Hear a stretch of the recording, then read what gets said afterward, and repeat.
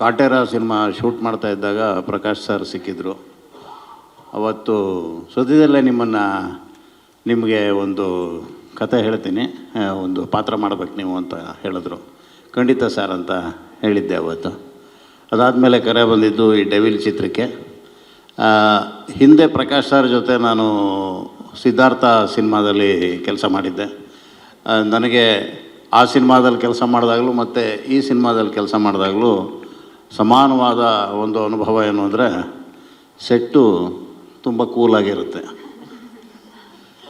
ಭಾಳ ಸಮಚಿತ್ತದಿಂದ ಇರುತ್ತೆ. ಕೂಗಾಟ, ಹಾರಾಟ, ಅಬ್ಬರ, ಗಲಾಟೆ, ಗದ್ದಲ ಈ ಥರದ ಸೆಟ್ನ ನಿರೀಕ್ಷೆ ಮಾಡ್ಕೊಂಡು ನಾವೇನಾದರೂ ಹೋದರೆ ನಮಗೆ ನಿರಾಸೆ ಆಗುತ್ತೆ. ಅಷ್ಟು ಕೂಲಾದ ಎನ್ವೈರ್ನ್ಮೆಂಟಲ್ಲಿ ನಾವು ಕೆಲಸ ಮಾಡ್ತಾಯಿರ್ತೀವಿ.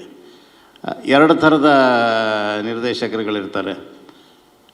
ಒಂಥರ ನಮ್ಮನ್ನು ಒಂದು ತುದಿಗಾಲಲ್ಲಿ ನಿಲ್ಲಿಸಿ, ಒಂದು ಆ್ಯಂಗ್ಸೈಟಿನಲ್ಲಿ ನಿಲ್ಲಿಸಿ ನಮ್ಮಿಂದ ಕೆಲಸನ ಹೊರ ತೆಗೆಸುವಂಥ ನಿರ್ದೇಶಕರಿದ್ದರೆ, ಇನ್ನು ಕೆಲವು ನಿರ್ದೇಶಕರು ಭಾಳ ಸಮಾಧಾನದಿಂದ ನಮ್ಮನ್ನು ಆರಾಮಾಗಿ ಇರೋದಕ್ಕೆ ಬಿಟ್ಟು ಒಂದು ಅವರ ಮತ್ತು ನಮ್ಮ ನಡುವೆ ಒಂದು ಸಣ್ಣ ಇಂಟ್ರ್ಯಾಕ್ಷನ್ ನಡೀತಾ ಒಂದು ಸನ್ನಿವೇಶನ, ಒಂದು ಪಾತ್ರನ ನಿರ್ಮಾಣ ಮಾಡೋದಕ್ಕೆ ಸಹಾಯ ಮಾಡ್ತಾಯಿರ್ತಾರೆ.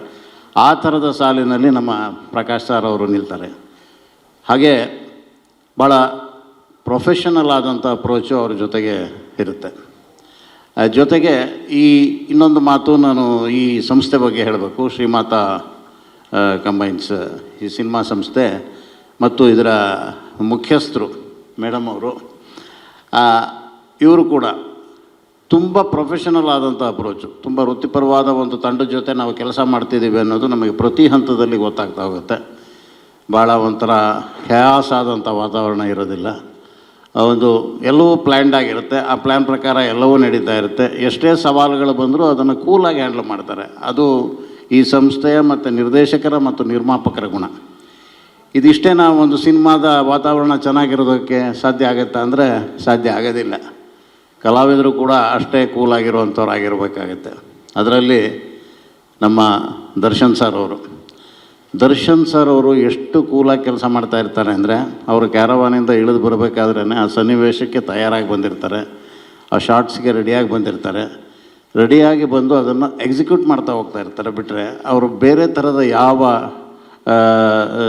ಅಡೆತಡೆಗಳನ್ನು ಕ್ರಿಯೇಟ್ ಮಾಡೋದಿಲ್ಲ. ಹಾಗೆ ಜೊತೆಲಿರುವ ಆ್ಯಕ್ಟ್ರುಗಳು ಹೊಸಬರಾಗಿರಲಿ, ಹಳಬರಾಗಿರಲಿ, ಅವ್ರಿಗಿಂತ ಹಿರಿಯರಾಗಿರಲಿ, ಎಲ್ಲರ ಜೊತೆಗೂ ಆ ಸನ್ನಿವೇಶ ಕಟ್ಟೋದ್ರ ಕಡೆಗೆ ಅಷ್ಟೇ ಅವರ ಗಮನ ಇರುತ್ತೆ. ಆ ಥರದ ಒಂದು ವೃತ್ತಿಪರತೆಯನ್ನು ಮೈಗೂಡಿಸ್ಕೊಂಡಿರುವಂತಹ ಒಬ್ಬ ಮಹತ್ವದ ನಟ ನಮ್ಮ ದರ್ಶನ್ ಸರ್ ಅವರು. ನಾನು ಅವರ ಜೊತೆಗೆ ಇದು 4ನೇ ಸಿನಿಮಾದಲ್ಲಿ ಕೆಲಸ ಮಾಡ್ತಾಯಿದ್ದೀನಿ. 4 ಸಿನಿಮಾದಲ್ಲಿ ನನಗೆ ಆಗಿರುವಂಥ ಅನುಭವ ಇದು. ಹಾಗೆ ನಮ್ಮ ಲಿರಿಕ್ ರೈಟರ್ಸು, ಸಂಭಾಷಣೆಕಾರರು, ನಮ್ಮ ಕ್ಯಾಮ್ರಾಮನ್ನು, ಇವರೆಲ್ಲರೂ ಭಾಳ ಪ್ರೀತಿಯಿಂದ ಕೆಲಸ ಮಾಡಿರುವಂಥ ಒಂದು ಪ್ರಾಡಕ್ಟ್ನ ನಿರ್ಮಾಣ ಮಾಡಿರುವಂಥ ಒಂದು ಚಿತ್ರ ದ ಡೆವಿಲ್.